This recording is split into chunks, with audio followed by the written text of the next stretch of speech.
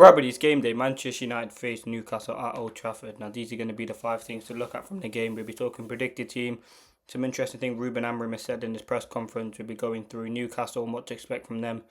But let's start off with the first thing that we always look at is the Manchester United team news. Now, we know the players that we're missing for this game.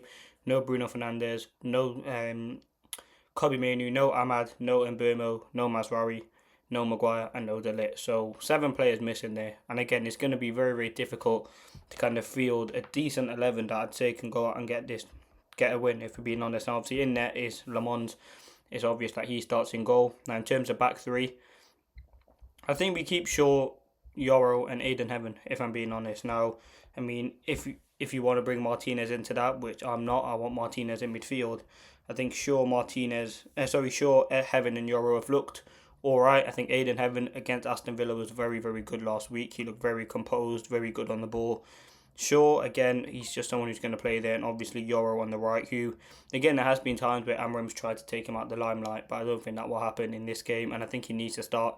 It's going to be very difficult down that side, dealing with the likes of Gordon, whether that's Joe Linton or Jacob Ramsey or Lewis Hall. Like that the left hand side for Newcastle is very, very strong, so it's going to be difficult to deal with that. But I think Yoro, he's had some tough tests this season, and I think he's had some good performances. Obviously, Aston Villa wasn't great, but again, I think Amorim will trust him to start this game.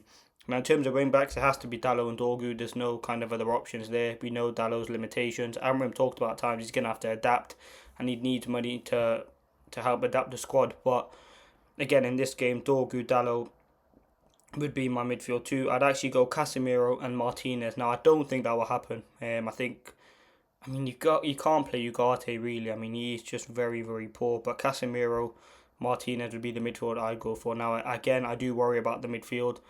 Even if we did have Fernandes in the midfield, I mean, Tonali, Gameres, and Joe Linton or Miley, or whoever playing in that midfield, just Tonali and Guimaraes are 2 very, very dynamic, powerful midfielders. They like to press, they're physical, and I do worry about the likes of Casemiro and Ugarte. But again, whoever's in that midfield, I think it's going to be a problem. But I'd go Casemiro, Martinez. I think Martinez looked alright against Villa in 45 minutes that he had, so why not just play him in this game? 10s, I'd go Cunha, Mount, and obviously Sesko through the middle, so that completes my team. I think, the team it's down to Cunha and Mount to kind of step up, and I think United can still score goals without Bruno. We know we're expected to be without Bruno Fernandes for quite a few games now, and I think we are going to struggle with him not being in the team. But I think there's players in there, a lot of quality, proven Premier League players that can step up. Cunha needs to step up, Mount needs to step up, Sesko, Dalot. We need a lot of the players that we know that have experience in the squad to kind of step up in this game. But that would be my team: Le Mans, Shaw, Heaven, Yoro, Dorgu, Dalot, Casemiro, Martinez, Cunha, Mount, and Sesko. Now let's talk about Manchester United's threat. Now you look at sort of you look wide for Manchester United. You got Dalot and Dorgu. You look at Newcastle. They have, against Chelsea, I watched them. They had Lewis, Miley, and Lewis Hall. And listen, Miley is not a natural fullback, but he's played there a few times for Eddie Howe, and he's actually looked really good. He had a good game against Garnacho, and he's very confident. He's very good on the ball as well. And I think it's down to Manchester United's wing backs to really get at this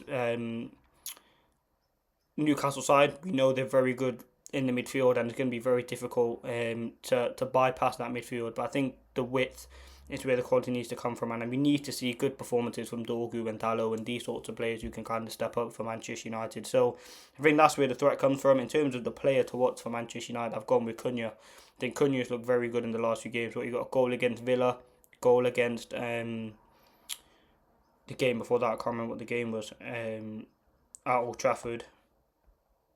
Bournemouth, sorry, he got a goal against Bournemouth. So, yeah, listen, he looked quite good. I think it's time for him to step up, and we really do need to see a good performance from him because, listen, we know Newcastle, they're strong defensively and they're strong in midfield, so we need strong players like Cunha to kind of step up in this game. So he is the player that I've identified. Now, let's talk Newcastle. I mean, we know the threats, 3 very good forwards, Murphy, whether that's Alanga, who hasn't really had the greatest start, but yeah, Walter, Gordon, they're players who can cause problems. Gordon had a wicked game against Chelsea in their last game, and so did Walter, bagging 2 goals. They're a very, very good team all round. We know they do have their frailties. They're the team that's dropped the most points from winning positions in the Premier League this season. And again, they are missing some players. Dan Burns missing. They're missing Livramento. They're missing potentially Joe Linton. But this is still a very strong team. But again, you look at it, form away from home isn't great under Eddie Howe this season.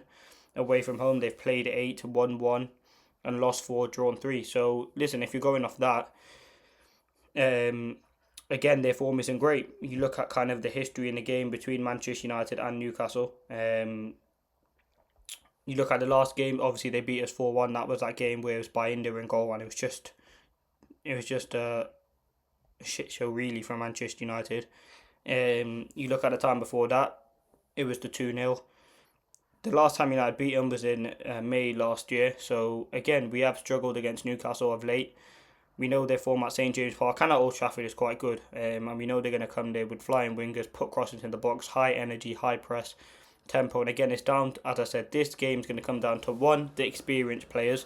So your Casemiros, your Shaws, your Dallos to kind of step up and help the other players. Because we do have a lot of young players in the team. Yoro, Heaven are 19 and 20. Dorg, who's only 20. So yeah, like our backline is relatively inexperienced. Sesko's 22. So there are sort of inexperienced players that kind of will need a bit of guiding in a game like this. And we know they're going to try and just go for United because they know United are a team who have struggled of late. Now, the fourth thing I wanted to highlight was the midfield battle, because I think the midfield battle is certainly very interesting. If you watch Joe Linton and Gomares and Tonali, they are irritating midfielders. They celebrate every tackle. They like to get in your face. They like to cause problems. They can score goals. They're physical. They're dominant. They have a very good relationship. They defend very, very well as a team. And I think the midfield has been very, very important. And they've missed Joe Linton in the last few games, and that has made a difference. Tonali, we know he's just energetic and he gets around the pitch. And you look at Casemiro's frailties, it probably is the energy. I think there's no doubt he's decent on the ball, but his energy at times hasn't been great. So we need to see quite a big performance from Casemiro today, which we're hoping that we will.